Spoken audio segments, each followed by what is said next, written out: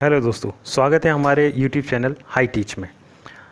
इससे पहले हम हिंदू धर्म का फर्स्ट पार्ट देख चुके हैं और आज हम देखेंगे हिंदू धर्म का सेकंड पार्ट, जिसमें हम सबसे पहले देखते हैं वेद। वेद जो है वो चार हैं। पहला है ऋग्वेद, दूसरा है यजुर्वेद, तीसरा है सामवेद और चौथा है अथर्ववेद। ऋग्वेद में सबसे पहले हम देखते हैं तो इसमें देवी देवताओं की स्तुति से संबंधित यह विश्व का प्रथम प्रामाणिक ग्रंथ है और इसमें 10 मंडल हैं। इसमें 2 से 7 तक के मंडल सबसे प्राचीन माने जाते हैं और प्रथम और दसम मंडल जो हैं वो बाद में जोड़े गए हैं। इसमें 1028 सूक्त हैं और इसकी भाषा जो है वो आध्यात्मिक है। इसमें 33 देवी देवताओं के बारे में उल्लेख मिलता है, जैसा कि हम यहाँ पर देख सकते हैं। और गायत्री मंत्र जो सूर्य से संबंधित है ऋग्वेद में सर्वप्रथम देखने को मिलता है। दोस्तों, गायत्री मंत्र वही है जो आपने सुना होगा, ओम भूर्भुवः स्वः तत्सवितुर्वरेण्यम भर्गो देवस्य धीमहि धियो यो न प्रचोदयात्। तो ये गायत्री मंत्र जो है वो सूर्य को समर्पित है।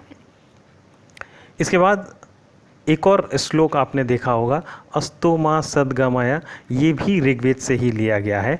ऋग्वेद की जो रचना है वो कहा जाता है संभवतः पंजाब में हुई थी और इसमें जो मंत्र रचयिता हैं उसमें स्त्रियों के नाम भी मिलते हैं।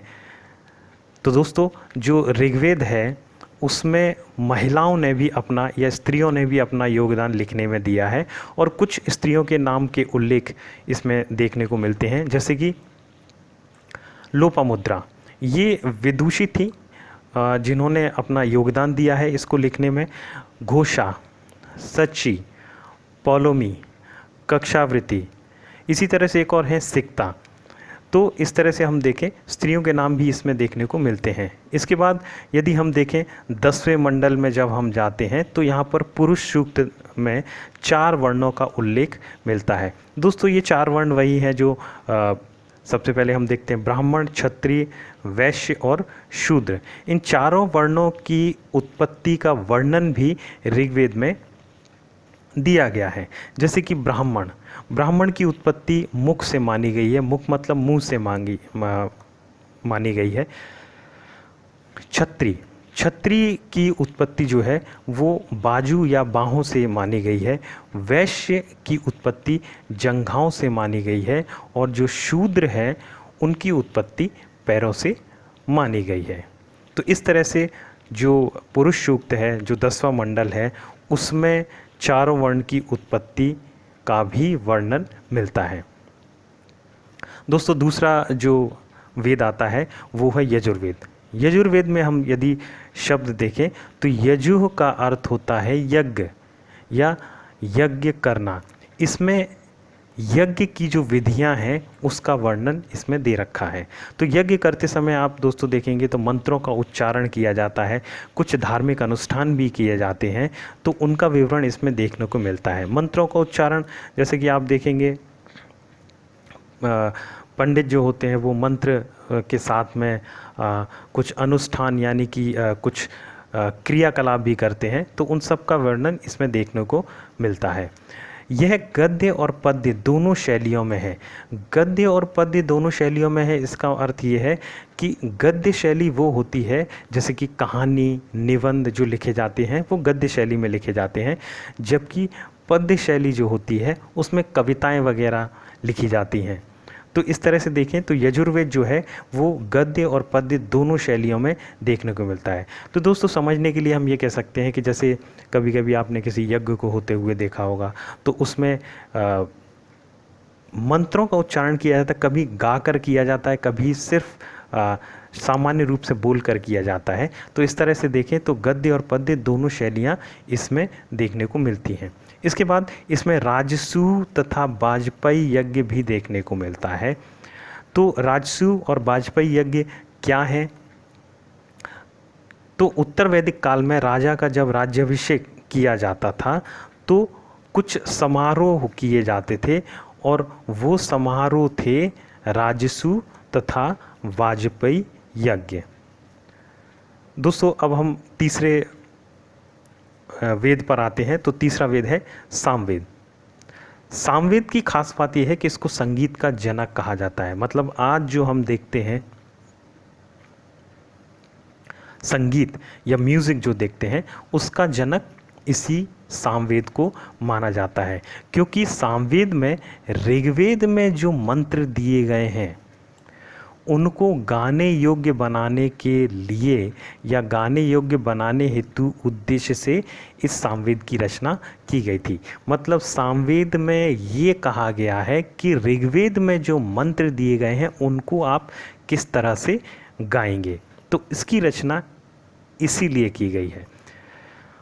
सामवेद की 3 शाखाएं देखने को मिलती हैं। पहली है कौथुम, दूसरी है राणायनी और तीसरी है जैमिनी। तो सामवेद जो है ये प्रथम संगीतात्मक पुस्तक भी है वर्ल्ड की। इसके बाद अगला जो वेद देखने को मिलता है वो है अथर्ववेद। दोस्तों अथर्ववेद जो है वो सबसे नया है, मतलब सबसे लेटेस्ट है, और इसकी जो रचना है वो अथर्व ऋषि द्वारा की गई थी। यानी कि ऋषि थे जिनका नाम था अथर्व, उनके द्वारा इसकी रचना की गई थी और इसीलिए इस वेद को अथर्ववेद कहा जाता है। इसकी 2 शाखाएं हैं, पहली है शौनक और दूसरी है पिप्लाद।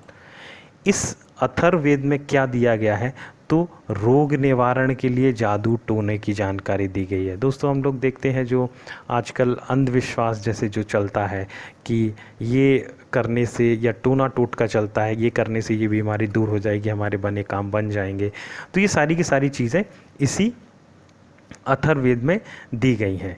और इसमें इसके साथ साथ औषधि का भी वर्णन किया है, यानी कि जो पुरानी मेडिसिन थी, जड़ी बूटियाँ वगैरह, उनका भी उल्लेख या वर्णन इसमें किया गया है।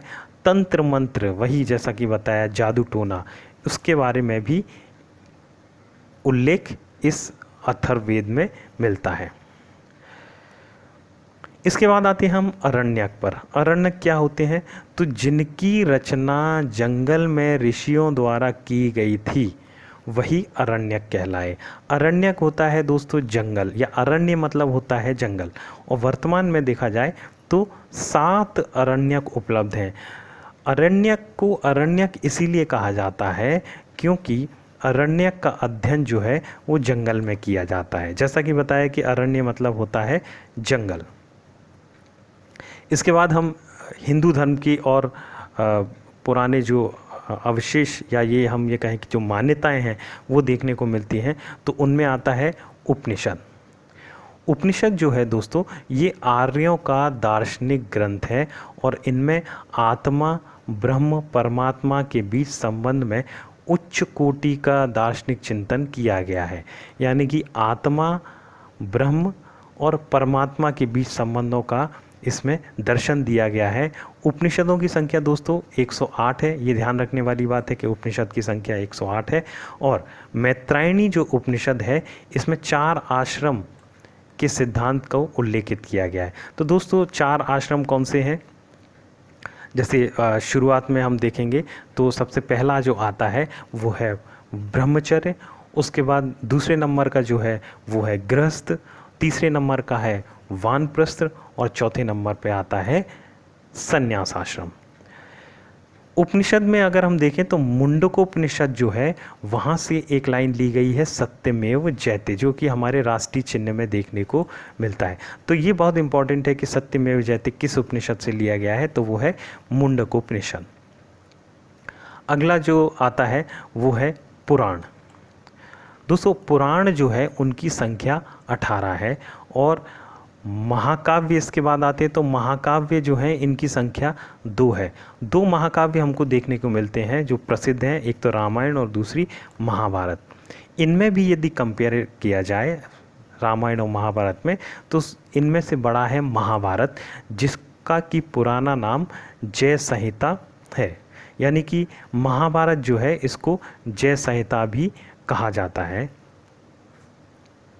इसके बाद है गीता, फिर उसके बाद रामचरितमानस। अगला जो आता है वैदिक साहित्य आते हैं। तो वैदिक साहित्य में जैसा कि हम देख चुके हैं 4 वेद हैं और उनकी संहिताएं देखने को मिलती हैं। संहिताएं कौन सी हैं, एक तो है ब्राह्मण, फिर अरण्यक, उपनिषद, वेदांग को शामिल किया गया है। दोस्तों वेद जो हैं इनको अपौरुषीय कहा गया है। इसका मतलब ये है कि ये किसी पुरुष द्वारा या व्यक्ति द्वारा नहीं लिखा गया है। इसका अर्थ ये भी है कि ये जो है एक व्यक्ति द्वारा नहीं लिखा गया है, इसको अनेक लोगों ने या समय समय पर इसको आगे बढ़ाते गए हैं लिखने के रूप में, और ये किसी व्यक्ति के विचार नहीं है। इसमें वेदों के या वैदिक साहित्य के आगे हम आते हैं तो गुरु द्वारा शिष्यों को मौखिक रूप से कंठस्थ कराने के कारण वेदों को श्रुति की संज्ञा भी दी गई है। दोस्तों पहले लिखने का चलन इतना नहीं था, तो वेद जो हैं वो रटवाए जाते थे, यानी कि मौखिक रूप से या कंठस्थ कराए जाते थे, इसीलिए इनको श्रुति भी कहा गया है। दोस्तों हम आगे आते हैं, देखते हैं हिंदू धर्म में 16 संस्कार की बात की गई है। ये बहुत ही महत्वपूर्ण संस्कार हैं। इनमें सबसे पहले आता है गर्भाधान, दूसरा आता है पुंसवन। पुंसवन मतलब गर्भ के तीसरे महीने तेजस्वी पुत्र प्राप्त करने के लिए संस्कार किया जाता है। तीसरे नंबर पे आता है सीमंतोनयन। सीमंतोनयन में चौथे महीने सुख व सांत्वना के लिए ये किया जाता है। अगला आता है चौथे नंबर का जात कर्म। जात कर्म जो संस्कार है वो जन्म के समय किया जाता है। इसके बाद पांचवा है नामकरण। नामकरण दोस्तों आप सभी लोग जानते होंगे, बच्चे का नाम रखा जाता है। छठवें पे आता है निष्क्रमण। निष्क्रमण में बच्चे को पहली बार घर से बाहर निकाला जाता है। फिर आता है अगला अन्नप्राशन। अन्नप्राशन में क्या किया जाता है दोस्तों, 5वें महीने में अन्न ग्रहण करवाया जाता है, यानी कि उसको बाहर का खाना मतलब जो बच्चा होता है जब पैदा होता है तो वो दूध पीता है, लेकिन खाना किसी प्रकार का नहीं खाता है। लेकिन अन्नप्राशन जो होता है वो 5वें महीने में उसको अन्न ग्रहण करवाया जाता है। इसके बाद अगला आता है चूड़ाकरण, जिसमें मुंडन कहा जाता है, यानी बच्चे जो होते हैं उनके बाल काट दिए जाते हैं।